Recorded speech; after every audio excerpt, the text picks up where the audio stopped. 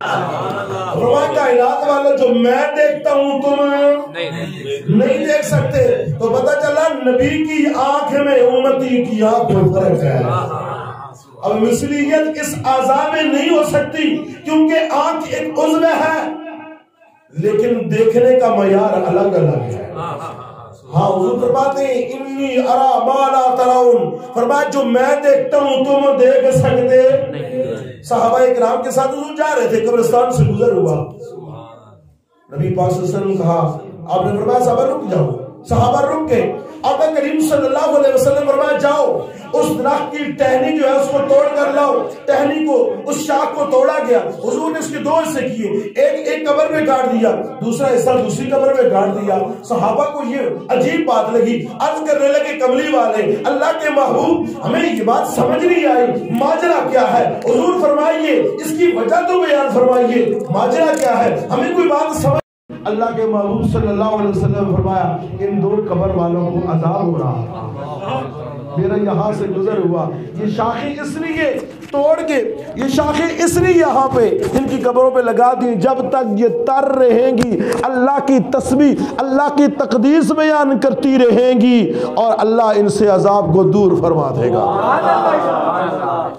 اب منو مٹی کے نیچے پڑے ہوئے انسان کو کوئی دنیا کی آنکھ نہیں دیکھ رہی تھی، نبی کی آنکھ دیکھ رہی تھی۔ نبی نگاہ جھکائے تو تخت الثری کو دیکھے، نگاہ اٹھائے تو سدرۃ المنتہا کو دیکھے، نبی جیسے سامنے دیکھے ایسے ہی پس پشت دیکھے۔ ہاں حضور مثل ہے کس چیز میں ہے میں بیان کروں گا، لیکن اعضاء میں ہم حضور جیسے نہیں، حضور ہمارے جیسے نہیں۔ توجہ فرمائیے گا، کان ہمارے بھی ہم بھی سنتے ہیں، سنتے حضور بھی ہیں، لیکن سننے میں حضور ہمارے جیسے نہیں، ہم حضور جیسے، ہماری سننے کی ایک لمٹ ہے، ایک حد ہے۔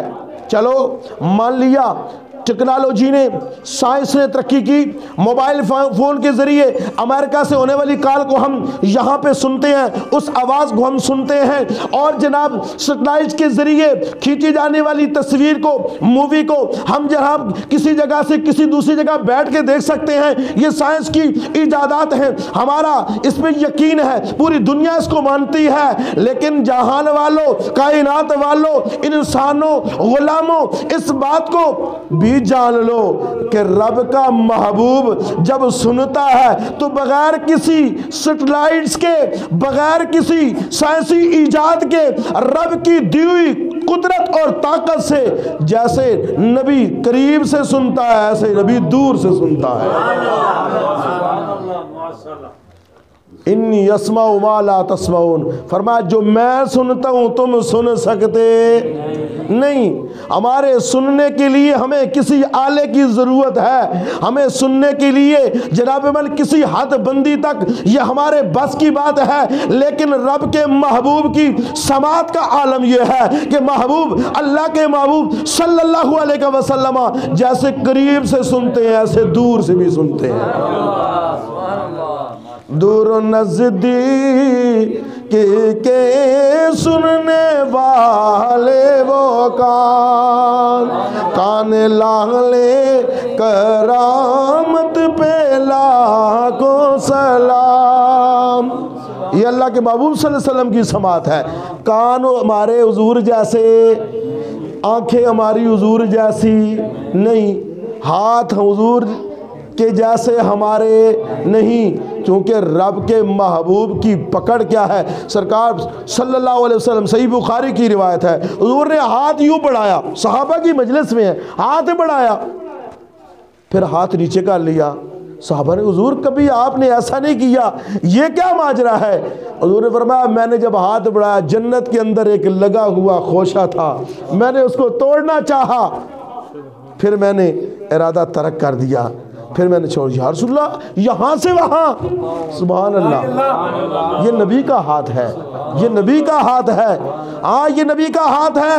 صحابہ اکرام رضوان اللہ تعالی علیہم اجمعین غزوے پہ گئے ہوئے ہیں، صحابہ اکرام رضوان اللہ علیہم اجمعین نے عرض کی حضور پانی ختم ہو گیا ہے، غسل کی ضرورت ہے، وضو کی ضرورت ہے، جانوروں کو پانی پلانا ہے، وضو کرنا ہے۔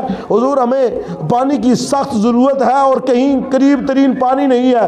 اللہ کے محبوب نے فرمایا کسی کے پاس تھوڑا سا پانی ہے کسی برتن میں لے کے آؤ۔ صحابہ ایک برتن میں پانی لے کے آئے، میرے نبی نے اپنی انگشتان مبارک اس پانی کے اندر اس برتن کے اندر جب رکھی تو ان سے جناب من وہ پانی کی ندیاں جاری ہو گئیں، پانی کے چشمے جاری ہو گئے۔ صحابہ اکرام نے مشکیزوں کو بھرا، جانوروں کو پلایا، وضو کرنے والوں نے وضو کیا، غسل کرنے والوں نے غسل کیا، اپنے ساتھ پینے کے لیے پانی بھرا۔ دنیا میں ہم نے دیکھا پتھروں سے پانی جاری ہوتا ہے، پہاڑوں سے چشمے جاری ہوتے ہیں، لیکن انگلیوں سے خون تو جاری ہو سکتا، پانی جاری نہیں ہوتا۔ یہ رب کے محبوب کے ہاتھ ہے۔ کائنات کے اندر اللہ نے اپنے محبوب کو ایسا نرالا بنایا ہے، لیکن بشر مثلکم بھی فرمایا ہے۔ اب مثلکم کیا ہے؟ ابھی تو میں یہ بتا رہا ہوں کہ مثلکم کا مطلب یہ نہیں ہے کہ حضور کے اعضاء جیسے ہمارے اعضاء ہیں، یہ اس کا مطلب نہیں ہے۔ چونکہ اگر ہوتا، اچھا یہ بدن ہے، جب گرمی کو موسم ہوتا ہے، آپ کوئی سخت کام کر رہے ہوں، بار سخت گرمی ہو تو پسینہ آتا ہے کہ نہیں آتا؟ آتا ہے۔ پسینے سے خوشبو آتی ہے کہ بدبو آتی ہے؟ توجہ چاہوں گا۔ نفیس سے نفیس آدمی ہے، نمازی سے نمازی، حاجی سے حاجی، بڑے سے بڑا پیر ہو، بڑے سے بڑے علامہ ہوں، شیخ الحدیث ہوں، بتقاضۂ بشریت پسینہ جب بھی آتا ہے تو پسینے سے بدبو آتی ہے۔ بندہ کہتا ہے جی بس کپڑے چینج کروں، غسل کروں، مجھے اپنے سے آپ جو ہے اکتاہٹ ہو رہی ہے۔ رب کے محبوب کو پسینہ آتا تھا، کملی والے کو جب پسینہ آتا تھا، سرکار صلی اللہ علیہ وسلم کا جسم مبارک ہمارے جسم جیسا نہیں، اللہ کے محبوب کو جب پسینہ آتا تھا اس پسینے سے بدبو نہیں، خوشبو آتی تھی۔ قاضی ایاز مالکی نے شفا شریف کے اندر لکھا، آپ فرماتے ہیں ایک خاتون حضور کی بارگاہ میں آئی ہیں، عرض کر لگی یا رسول اللہ بیٹی کی شادی ہے، کچھ دینا چاہتی ہوں۔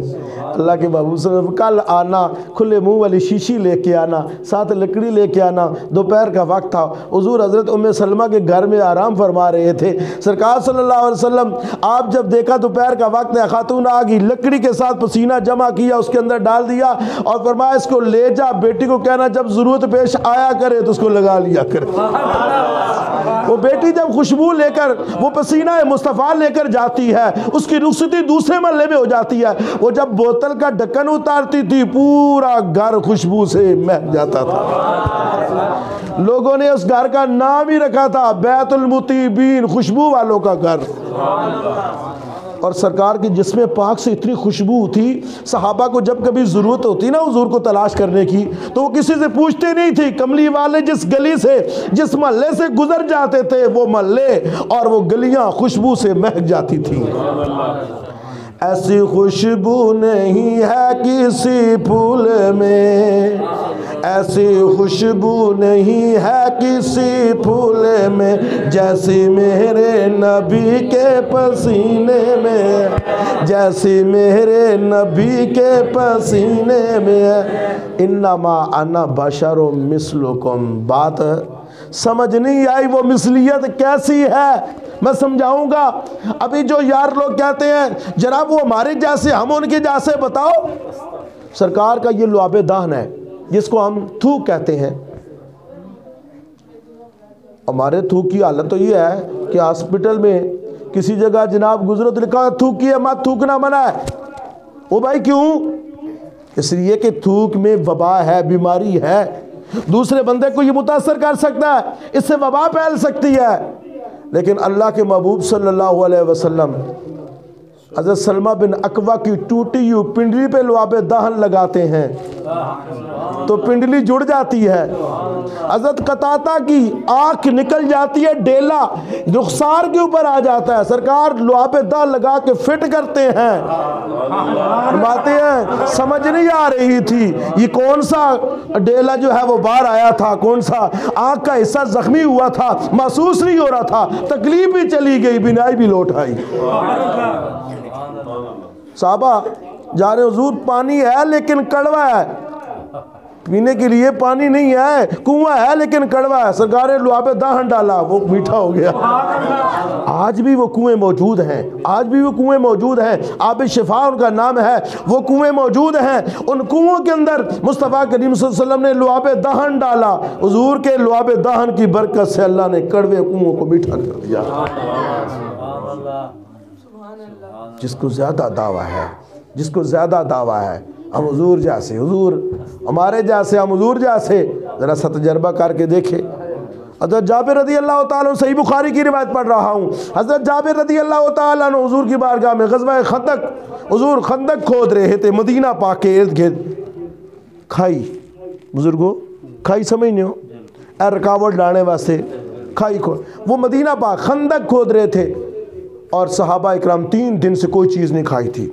سرکار مدینہ صلی اللہ علیہ وسلم کے صحابی جابر رضی اللہ تعالیٰ عنہ آگے بڑھے، عرض کرنے لگے یا رسول اللہ صلی اللہ علیہ وسلم، میرا دل کرتا ہے میں کوئی دعوت کروں۔ گھر کے بیوی سے مشورہ کیا، 4 کلو جو کا آٹا اور بکری کا چھوٹا سا میمنہ بچہ وہ ذبح کیا، حضور کی بارگاہ میں عرض کرنے لگے یا رسول اللہ صلی اللہ علیہ وسلم، حضور چھوٹی سی دعوت کی ہے، چھوٹی سی دعوت کی ہے، اگر کرم فرمائے تو تشریف لے آئیں۔ نبی پاک صلی اللہ علیہ وسلم، اب کیسا ہو سکتا ہے کہ نبی صلی اللہ علیہ وسلم خود کھا کے آ جائیں اور صحابہ کی پرواہ نہ کریں؟ آقا کریم صلی اللہ علیہ وسلم نے اعلان فرما دیا، خندق والوں تمہاری جابر کے گھر میں دعوت ہے، اور ساتھ میں حضور نے فرمایا جابر بیوی کو کہنا آٹا گوندے روٹی نہیں بنانی، ہنڈیا جو ہے وہ چولہے سے نہیں اتاری جب تک میں نہ آ جاؤں۔ حضور گئے، فاباسا کافی ہے، حضور نے جب لعاب دہن ڈالا، وبارکہ برکت کی دعا فرمائی، ثم عمد الی برمتنا، حضرت جابر فرماتے پھر حضور ہماری ہنڈیا کی طرف آئے، فباسا فیہ وبارکہ، حضور نے لعاب دہن بھی ڈالا اور برکت کی دعا بھی فرمائی۔ اب حضور کا لعاب دہن آٹے میں بھی گیا اور ہنڈیا میں بھی گیا۔ جس کو مصریت کا دعویٰ ہے ذرا کار تجربہ کرے۔ بیوی آٹا گوندھ رہی ہے، مانا بڑا احترام ہے، بیٹی آٹا گوندھ رہی ہے، ابا جی کا بڑا احترام کرتی ہے، لیکن ابا جی نے یہ حرکت کی، کوئی بندہ آٹے کو ہاتھ نہیں لگائے گا، وہ باہر پھینکے گا، جناب یہ دیکھیں کون سی حرکت کر رہے ہیں، ان کا دماغی توازن خراب ہو گیا ہے۔ پھر پتہ چل جائے گا تم نبی جیسے ہو یا نبی تمہارے جیسا ہے، پھر مصریت کا پتہ چل جائے گا کہ نبی جیسا کوئی ہو سکتا ہے۔ کائنات والوں، محبوب صلی اللہ علیہ وسلم کو اللہ نے یہ شان عطا فرمائی، سرکار نے برکت کی دعا بھی فرمائی، اور اس سے یہ بات بھی ثابت ہوئی کہ کھانے پہ برکت کی دعا کی جائے تو اللہ اس کو برکت والا بنا دیتا ہے۔ اعمال سنت جب کھانا دیگ بنتی ہے، کچھ اہتمام ہوتا ہے تو وہ رکھ کے دعا کرتے ہیں، یہ نبی پاک صلی اللہ علیہ وسلم کا طریقہ ہے۔ حضور نے دعا بھی فرمائی اور لعاب دہن بھی ڈالا، اور جابر فرماتے ہیں 1400 صحابہ کھا کے جاتے رہے، فرماتے ہیں خدا کی قسم نہیں سمجھ آ رہی تھی کھانا پہلے زیادہ تھا کہ اب زیادہ ہے۔ انما انا بشر مثلکم، ابھی میں کون کون سی بات کروں۔ سرکار صلی اللہ علیہ وسلم کو کبھی دیکھ کے کوئی جانور، وحشی جانور بھی بھاگا نہیں۔ لم تہرب منہ دابۃ قط، وہ ایسے بشر ہیں، ہاں لم یقع علیہ ذباب قط، جن کے پاک جسم پہ کبھی مکھی نہیں بیٹھی، وہ ایسے بشر ہیں جن کے پاک جسم پہ کبھی مکھی نہیں بیٹھی، وہ ایسے نبی ہیں جن کا سایہ کبھی زمین پر نہیں پڑا، وہ ایسے بشر ہیں جن کا سایہ کبھی زمین پر نہیں پڑا۔ اللہ نے سایہ ہی نہیں پیدا فرمایا، کہیں میرا نبی چل رہا ہو سایہ مصطفیٰ پہ کسی کا قدم آ جائے اور نبی کی بے ادبی ہو جائے۔ اللہ اکبر۔ جب وہ سوتے ہیں تو وضو نہیں ٹوٹتا، تنام عیناہ ولا ینام قلبی، وہ جب سوتے ہیں تو دل جاگتا رہتا ہے، ہمارا وضو ٹوٹ جاتا ہے، اللہ کے نبی کا وضو نہیں ٹوٹتا، وہ ایسے بشر ہیں۔ اچھا چلو یہ تو ساری باتیں بڑی لمبی چوڑی تفصیل ہے، میں اس میں اور نہیں پڑھنا چاہتا، بشریت مثلیت کا معنی سمجھاؤں گا۔ پہلی بات یہ سمجھ آ گئی حضور کے اعضاء ہمارے جیسے نہیں اور ہمارے اعضاء حضور جیسے نہیں، مثلیت تو اعضاء میں نہیں ہوئی نا پھر۔ اچھا چلو اس طرح کرتے ہیں کہ شاید شرعی احکام میں حضور ہمارے جیسے ہوں اور ہم حضور جیسے ہوں، شرعی احکام جو اللہ کے احکام ہیں مثلیت ہی ہے نا، اعضاء میں نہیں ہے، تو چلو شرعی احکام میں جو احکام ہمارے لیے ہیں حضور کے لیے بھی وہی ہیں، نہیں، یہ بھی بات درست۔ ہمارے اوپر کتنی نمازیں فرض ہیں؟ سارے بولے، بیٹا آپ بھی بولو سارے، ہمارے اوپر کتنی نمازیں فرض ہیں؟ 5۔ اللہ کے نبی پہ کتنی نمازیں فرض ہیں؟ 6۔ وَمِنَ اللَّيْلِ فَتَحَجَّدْ بِهِ نَافِلَةً لَكَ، حضور کے لیے وہ ایک اضافی نماز ہے، حضور پہ 6 نمازیں فرض، ہمارے اوپر 5 نمازیں۔ مثلیت تو نہ ہوئی نا؟ ہمارے صاحب نصاب لوگوں پر زکوٰۃ فرض ہے، اللہ کے نبی پہ زکوٰۃ فرض نہیں ہے۔ ہمارے مردوں کے لیے اگر طاقت ہو، توفیق ہو، صلاحیت ہو تو زیادہ سے زیادہ کتنی شادیاں کرنے کی اجازت ہے؟ 4۔ اللہ کے محبوب کے لیے یہ کوئی لمٹ نہیں ہے۔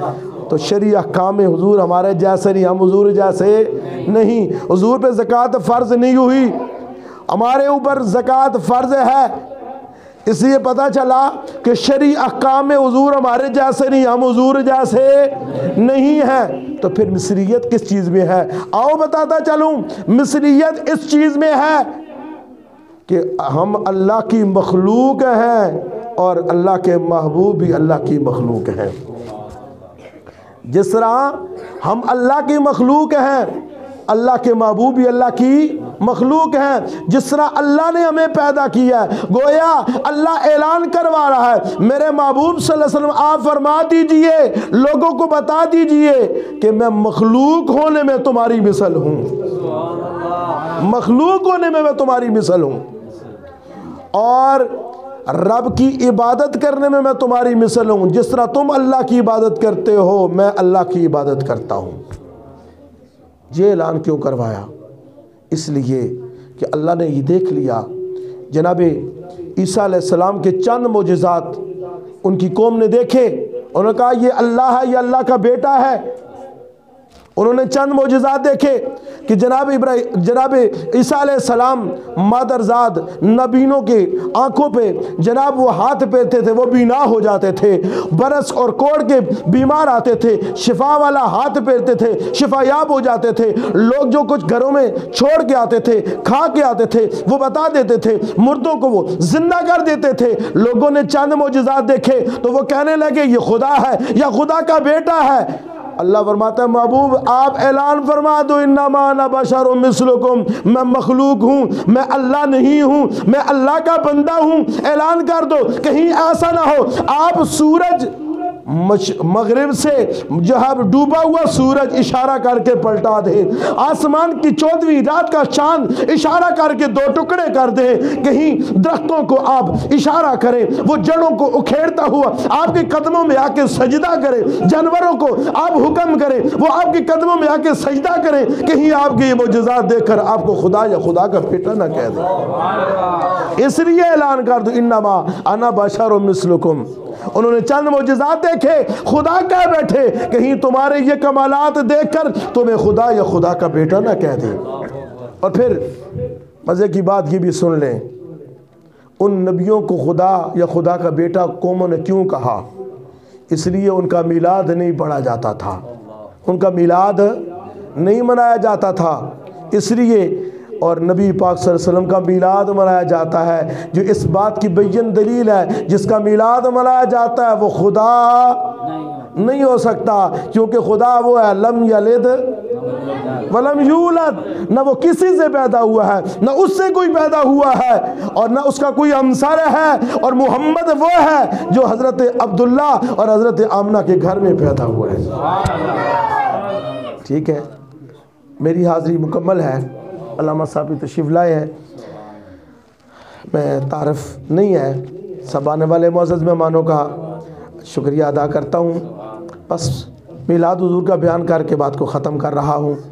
حضرت آمنہ رضی اللہ تعالی عنہا سرکار کی والدہ فرماتی ہیں کہ کائنات والو بڑے بڑے بچے پیدا ہوئے، شانوں والے پیدا ہوئے، لیکن جیسا میرا لال محمد عربی دنیا میں آیا ہے ایسا دنیا میں کوئی نہیں آیا۔ محدث ابن جوزی بیان کرتے ہیں مولد العروس کے اندر، آپ فرماتی ہیں لما ودعت ولدی محمدن वदातु मकहूलन मदहूनन मख्तूनन मसरूरन साजिदन लिल्लाहि राफियन यदैहि लस्समा। सुभान अल्लाह। आप फरमाती हैं मेरा बेटा मोहम्मद जब पैदा हुआ मैंने क्या देखा, आंखों में सुरमा लगा हुआ था, नाक पहले से कटी हुई थी, सर पे तेल लगा हुआ था, खुशबुओं के उल्ले आ रहे थे, आते ही सजदा कर रहे थे, सजदे से सर उठा के अल्लाह के महबूब हाथों को बुलंद फरमा के दुआ फरमा रहे थे।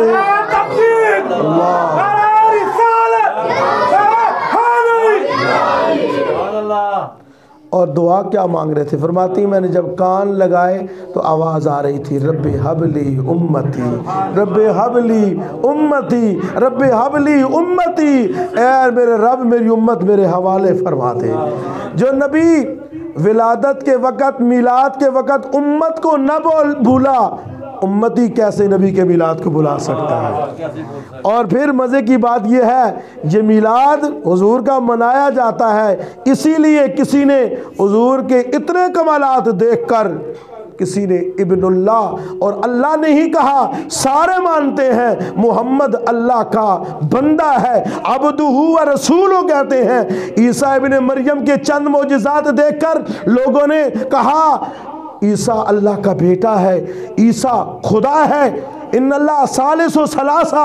उन्होंने ईसा अलैहिस्सलाम को खुदा या खुदा का बेटा कहना शुरू कर दिया और मोहम्मद अरबी को किसी ने खुदा या खुदा का बेटा नहीं कहा। ये मिलाद ही का तो सदका है। तो याद रखें जहाँ हुजूर का जिक्र किया जाता है, जहाँ हुजूर का मिलाद मनाया जाता है, उस घर में उस महल्ले में अल्लाह की अनवार व तजल्लियात का नुज़ूल होता है, उस घर में खैर व बरकत का नुज़ूल होता है। भाई मंजूर साहब